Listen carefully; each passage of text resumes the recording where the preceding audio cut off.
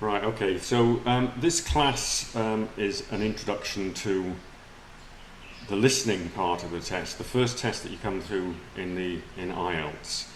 So it's just a broad introduction, and there are several classes which follow this which deal in much more detail in all the different kinds of questioning that's done through the test. So IELTS listening is designed to assess your ability to understand spoken English, and it's the same test for all the candidates. There's a pre-recorded audio which lasts about 30 minutes, and there are 40 questions that you have to answer. So those 40 questions are roughly divided equally into 4 sections.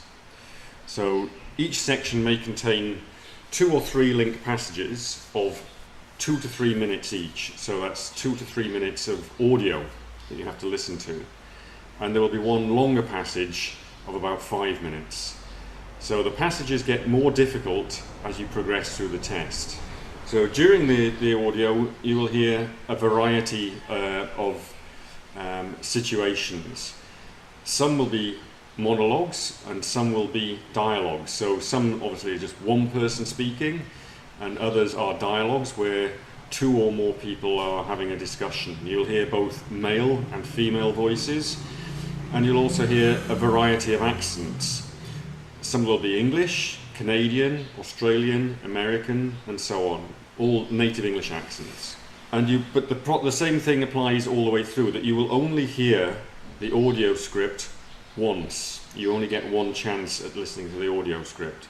Unlike some other exams, like TOEIC, where you can replay the audio. In IELTS, you have to answer the questions as you're listening. In order to answer the questions, you're given a booklet which has the questions in it, and you can write your answers in the booklet as you're listening to the test. So the questions are there are spaces, or there are multiple choice questions in there, and you can answer them in the booklet. So the first 2 parts of the test use the kind of situations that you'd normally find yourself in when you first arrive in an English-speaking country, when you need what's basically known as survival English. So these include finding your way around, following directions, giving and taking down information, and making arrangements. So typically it would be trying to make a booking of some kind, whether it's through an airline or through a hotel, renting a car. These kinds of situations that you would normally find yourself in either when you arrive in a country or prior to arriving in a country. So section 1 is also always a dialogue between 2 or more speakers. So you'll have the person the employee of the hotel or the car company or the airport, and you will find a person who's trying to make a booking. Section 2 is a talk or some kind of information which is given by one person at a time. So it's effectively it is a monologue, but there may be more than one person providing the information, so it's not actually a discussion. Sections 3 and 4, the topics usually concern education or training. So you will practice an academic environment listening. So it might be somebody giving a lecture, and either that'll be in a classroom situation, or it may be somebody who's out in the field somewhere describing something to assembled people. Section 3 is a dialogue or discussion, so that might be the classroom environment. And section 4 is a single voice, so that'll be just a lecture. So the question types that you're likely to encounter in the listening, there's quite a wide range of question types. These may include graphics, so there may be a diagram or a map or something like that where you have to complete some aspect of the map. So you're listening to information and then having to complete some blank spaces. And you may have multiple choice questions. It's very likely that you're going to have multiple choice questions where you have to make a choice between 3 or 4, maybe 5 given answers. Now, spelling is important. And especially where it is clear from the tape that accuracy is required. So if they spell a word and that's the answer to the particular question that you have, like a name or the name of a place, then it's very important that you do spell the word correctly. I mean, that you're not going to get marks if you misspell the word when it's been spelled for you. Spelling and grammatical errors are only accepted on very uncommon words. So if a word comes up which is not spelled out for you, and you make an attempt to answer the question, but you get the spelling incorrect, you're not necessarily going to not get any marks in that situation if it hasn't been spelled for you, if it's an unusual word. Answers require only notes, letters or numbers, not complete sentences. So in the listening test, similar to the reading test, you are not required to give complete sentences. It's normally filling in gaps where it says using no more than 3 words or using no more than 4 words, so it's going to be a half sentence or part of a sentence. All of the instructions that you require are on the tape. So the audio that you listen to gives you very clear instructions. The question paper, the booklet that you're given, also has the instructions on it, so there should be no mistake as to what you have to do in the question, or how to answer it, or any word restrictions, or exactly what it is that you're required to do. All of that information is given to you. Now, the most important thing about listening is that you are given time before each audio to read the questions. After each audio, you are given further time between one audio and another to check your answers. And also at the end of the test, you're given extra time to check your answers and then to transfer your answers to the answer sheet. So you get 10 minutes at the end to transfer your answers to the answer sheet. So when you listen to the audio, your full attention should be on the audio. Every word that comes out of the audio is going to be important. But you should have primed yourself by reading the questions beforehand so that you know exactly what it is that you're listening for. Is it the name of something? Is it a destination? Is it a place? Is it a time? Is it some kind of value, like a number, a weight, an address, the number of a street, a time, a monetary value?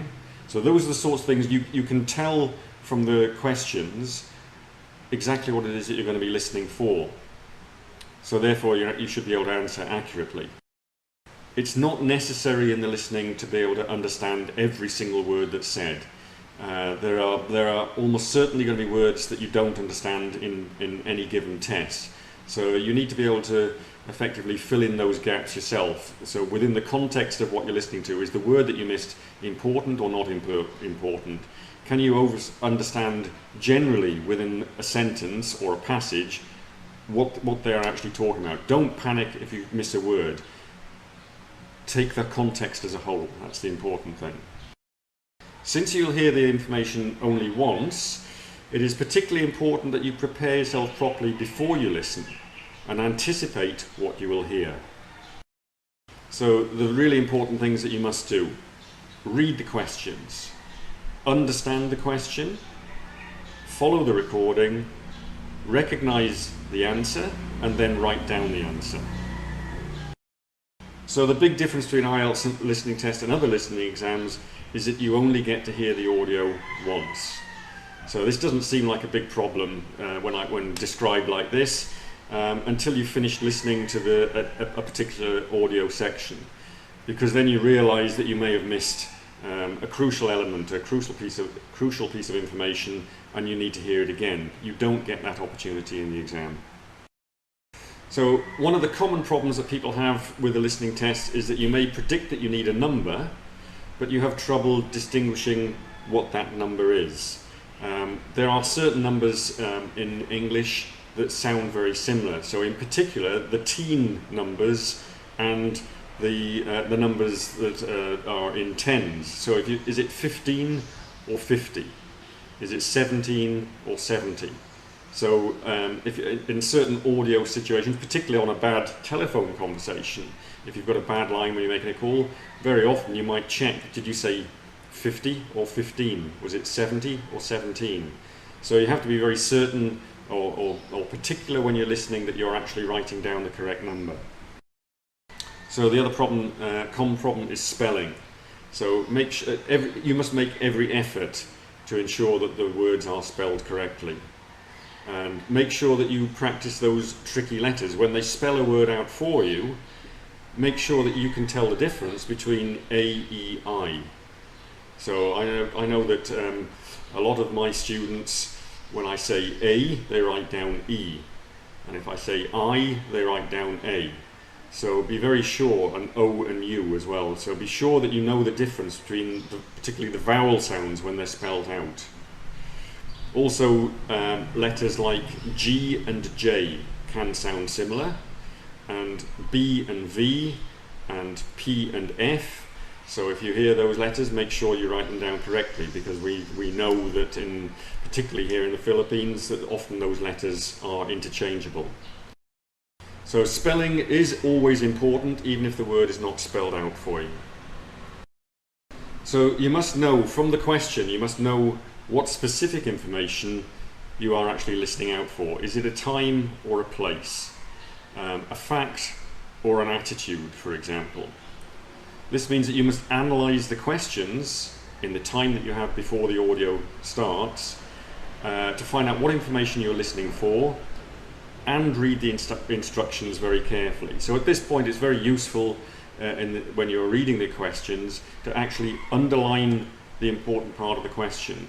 So you can see what the question is, you can circle it or give yourself some sort of indication that you know exactly what it is that you're actually looking for. Then you can listen for key phrases and words. So don't worry if you don't understand everything. You should try to guess the meaning from the context. Remember that you must write down your answers as you hear them. Don't wait until the end of the test, having listened and identified all the correct pieces of information. Don't wait until the end and then try to fill in all of the answers.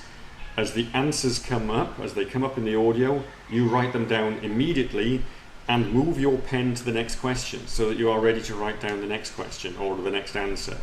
So the worst thing that somebody can do in the test is to be inattentive and not to keep up with the audio.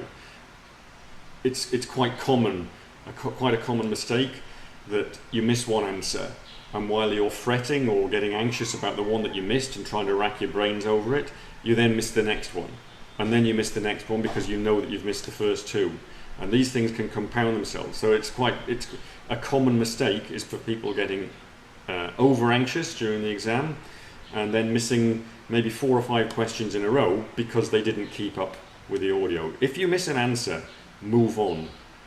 The chances are that you may be able to go back, and that bit of time that you have at the end of the test, you may be able to go back and guess the answer. But don't pause on an answer for far too long because you missed the answer. Keep moving with the audio. You have to keep moving with the audio. Everything is much easier if you have analysed the questions beforehand. It's absolutely crucial that you read and analyse the questions before the audio starts.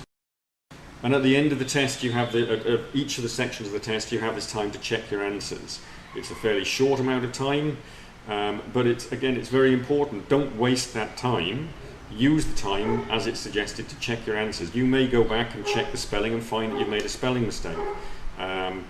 You may realise that, a number that you missed, it may pop into your head. So go back and check your answers.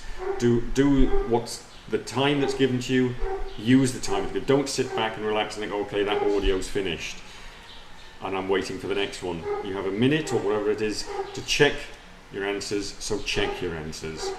Every single point that you gain is helping to move you towards the level that you require. And sitting back and not answering questions or not checking questions is throwing away marks. So just to summarise the things that we've talked about here. So make sure that you read the questions very carefully before the audio starts. It isn't necessary to understand every single word. Within the context, do you understand overall what's being said? Can you guess a particular word? But don't panic if you don't understand a certain word. If you don't know an answer, move on to the next question. Don't stress yourself or lose track of the audio. Because the audio, you hear it only once, and it doesn't pause because you're panicking, so you've got to keep on. You may be able to answer that question later on, or you may be able to take a guess later on. If it's multiple choice and you missed an answer, you can go back and you can just take a random guess. You probably have a 25% chance or a 30% chance of being correct.